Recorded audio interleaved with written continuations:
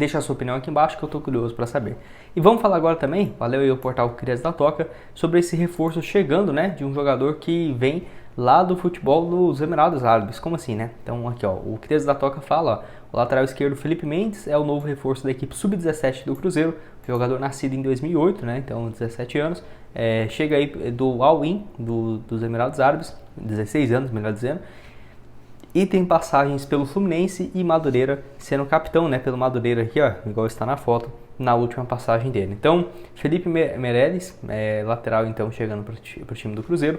Interessante, lateral esquerdo, é raro, né, você vê ali bons jogadores surgindo, quem sabe um novo Kaique aí pelo Cruzeiro. Até tentei pesquisar aqui se eu achava algumas informações a mais dele e tudo mais, só que não achei, viu, sinceramente.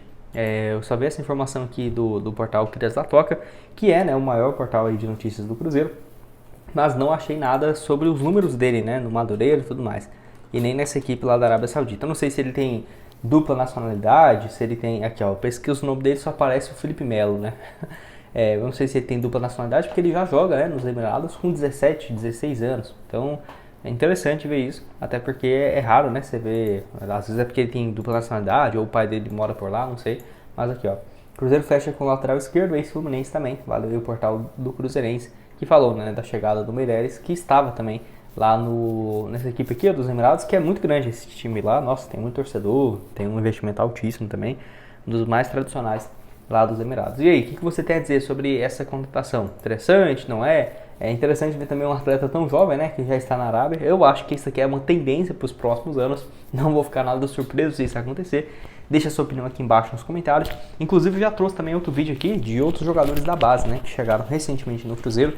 Teve várias contratações, mesmo agora, nessa reta final do ano, na maioria das competições de base também. Vou deixar o link aqui de outros vídeos relacionados para vocês. O link da Esportiva, que vai trabalhar então com o Fernando Seabra. Já trabalhou com o Alexandre Matos, tanto no Palmeiras quanto, por último, no Atlético Paranaense. E foi um pedido, né, no caso do Alexandre Matos. Tá aqui, ó, então, ele que já atuou, né, como treinador. Vou mostrar aqui para vocês que ele acompanhou a partida do Cruzeiro pela tribuna, junto de outros membros, né, da comissão, nesse empate diante do Atlético. Chegou a treinar o time principal do Atlético no ano passado, no Brasileirão. Não foi tão bem assim não, viu, sinceramente. Tá aqui, ó, um aproveitamento de 46% dos pontos, 33 partidas, 11 vitórias, 3 empates e 9 derrotas. Vale lembrar também que em março desse ano ele foi demitido do Atlético Paranaense, então ficou disponível no mercado. E eu acho uma boa opção, né? Para treinador, eu acho que ele estava muito jovem ainda, com pouca experiência. Não é à toa que fez uma campanha bem mais ou menos com um bom time do Atlético Paranaense no ano passado. Porém, estando livre no mercado, podendo trabalhar como um auxiliar do Seabra, que são dois, geração nova de técnicos que tem um potencial absurdo, acho que pode acabar sendo uma boa alternativa e também, né, já é conhecido do Alexandre Matos. Então, notícia bem interessante, profissional muito, muito bacana mesmo, que acabou se queimando no Atlético Paranaense muito mais por conta de que ele quis, né, assumir essa nova função como técnico, porque quando ele estava anteriormente como coordenador, era um dos mais visados, né, do futebol brasileiro e muitos clubes, né, tinham interesse de contratá-lo. Mas agora, chegando nessa nova versão dele para o Cruzeiro, acho que vai ser melhor ainda, né, com essa experiência no profissional. Pode deixar sua opinião aqui embaixo nos comentários, lembrando que ele trabalhou, né, junto com o Zé Ivaldo no Brasileirão, onde nesse período o Zé Ivaldo foi titular na grande maioria dos jogos. Vou deixar aqui para vocês também o link da Esportiva para você começar a apostar a partir de R$1. Tem também outro. Bom, quero que saída do jogador, onde outros dois clubes interessados no atleta procuraram seus representantes. O empresário dele não deixou claro qual eram esses clubes, porém deixou bem claro que o Vidalba está bem, né? Está feliz aqui no Cruzeiro. Que se fosse, por exemplo, uma procura há 2 meses atrás, até que faria sentido, porque ele não vinha jogando com frequência, mas não é o que tem acontecido, tá? Então o Vidalba chegou no início da temporada, ainda na gestão do Ronaldo, e até o Samuel Venâncio trouxe as informações de que o Cruzeiro vai trabalhar, né, para comprar o atleta em definitivo. E vai lembrar, tudo isso já está acertado, né, entre as partes, que o Cruzeiro já pagou, né, R$1 milhão por empréstimo do jogador, e para comprá-lo, aqui o Bola VIP fala que é 2 milhões, mas não é um pouco mais do que isso, seria algo hoje perto da casa dos 3 a 4 milhões de reais, tá? Então 3 milhões e meio, 4 milhões de reais, fora 1 milhão que já pagou pelo empréstimo do jogador, que é um valor bem baixo, né, comparado ao que ele pode ser. Diria que um bom reserva pelo lado esquerdo, seja lateral esquerdo, seja um zagueiro no lugar do João Marcelo. Então jogou muito bem no jogo contra o Atlético Mineiro, acho que foi o melhor jogador junto com o Cássio desse jogo. Teve também uma boa atuação naquela goleada contra o Corinthians por 3-0, que ele foi titular, e aí depois ficou no banco, né, contra o Grêmio, Palmeiras, entrou no finalzinho também contra o Juventude e ficou no banco e não saiu contra o Fortaleza e o Palmeiras, que aí, né, a dupla de zaga do Cruzeiro tem jogado demais, o João Marcelo e o Zé Ivaldo. Não acho que eles deveriam sair pro Vidalba ser titular, até porque eu acho o Vidalba, o único problema, né, entre aspas, dele é que ele é igual eu, ele é muito baixo. Ele tem 1,79, né? É bem mais alto do que eu, mas para jogador zagueiro, né? É um pouco baixo, 1,79. Então acho que o único ponto negativo dele é isso. Mas mesmo assim, né? A bola geralmente no posicionamento ali vai ter outros jogadores mais altos. Se jogar, por exemplo, ao lado do Zé Ivaldo e tudo mais. Mas numa linha, o Cruzeiro ano passado eu falava isso, era muito baixo. Tirando o Castan e o Neres, né? Os laterais do Cruzeiro são baixos. O William, o Marlon. E aí se você tem apenas o Zé Ivaldo, que eu acho que ele tem 1,85, nem é tão alto assim. E sem o João Marcelo, que ele tem 1,90, e coloca o Vidalba com 1,79, o time fica muito baixo, né? Eu lembro que várias vezes o Cruzeiro colocava uma linha no primeiro pau ali, que era o Dineno, e quando tinha o Neres, ficava entre os dois, porque todo mundo era muito baixo. Era tipo, vamos colocar ali, né?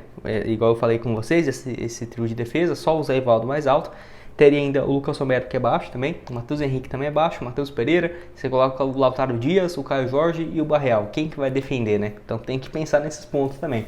Mas acredito que o Wallace vai ser titular, acredito que o João Marcelo e o Zé Ivaldo também, e o Dineno, né? Eu prefiro que ele fique lá na frente, até também nesse ponto de vista defensivo, que tem que ser analisado.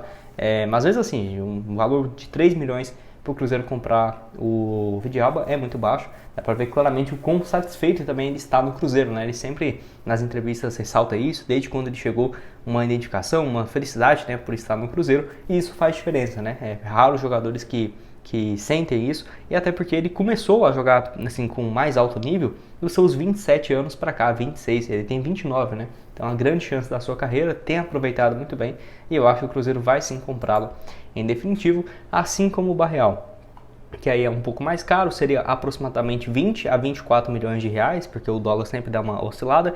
Vem de uma fase muito boa no Brasileirão, 2 gols e 3 assistências em 16 jogos, depois dessa passagem excelente no Cincinnati, e tem tudo para fazer essa reta final de temporada decisiva, né, no Cruzeiro, uma boa participação. Fez aquele golaço contra o Botafogo, ótimas atuações também contra a equipe do Corinthians, boa atuação nesse último duelo aqui contra o Atlético Mineiro, acho que dos pontas, né, do Cruzeiro foi o que mais teve participação, marcou aí contra o Corinthians, assistência contra o Grêmio e gol contra o Botafogo, então nos últimos 6 jogos com 2 gols e uma assistência, né, um baita desempenho. E vale lembrar, apesar de que o pessoal viu o Matos lá conversando com outras pessoas na Argentina e tudo mais, será que vai estar comprando, né, o Barreal ou o Lucas Vidalba? A grande questão é que o Cruzeiro já está tudo definido, tá? Ainda na gestão anterior, então vai os méritos aqui para o Pedro Martins, já tinha alinhado tudo. O Vidalba vem por 1 milhão com empréstimo e opção de 3 milhões e meio. Beleza, já está definido, o Cruzeiro tem até dezembro para pagar, não tem risco de perder esse negócio. Assim como o Barreal, já está tudo estabelecido, 25 milhões de reais. Só que a grande questão é, o Cruzeiro já tinha isso também com o João Marcelo e o Matheus Pereira, e meio que quando estava faltando 2 meses ainda, né, para exercer essa opção, o Cruzeiro já comprou. Então não ficaria surpreso se em setembro, por exemplo, o Cruzeiro já anunciasse a compra em definitivo. Acredito que os dois, se continuarem sendo titulares, vão ser comprados e vale muito a pena, né, pelo investimento, até porque ele não é tão alto assim. E você, o que tem a dizer sobre o Barreal, sobre o Vidalba? Você tem gostado, né, das atuações dos dois argentinos, assim também como o Lucas Romero e o Dineno, né, e o Lautaro Dias, que são 5, né, estrangeiros no Cruzeiro, só argentinos nessa temporada. Eu gosto bastante do pessoal da Argentina, os jogadores sempre com uma identificação muito boa, né, aqui com o Cruzeiro.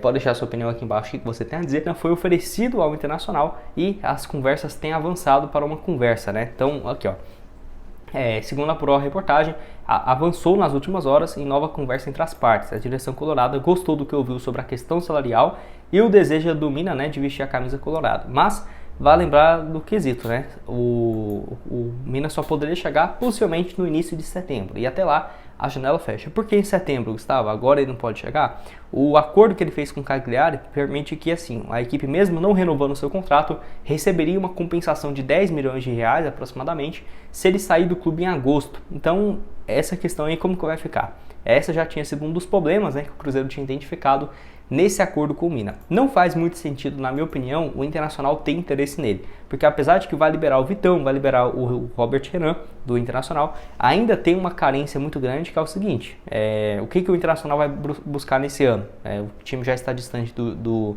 G4 não, acho que dá para ir para Libertadores, mas de títulos, né, já saiu de tudo, da Sul-Americana também, da Copa do Brasil, do Brasileirão foi muito mal, perdeu também o campeonato estadual com um baita investimento, então acho que o Internacional não vai fazer um investimento tão alto assim também não.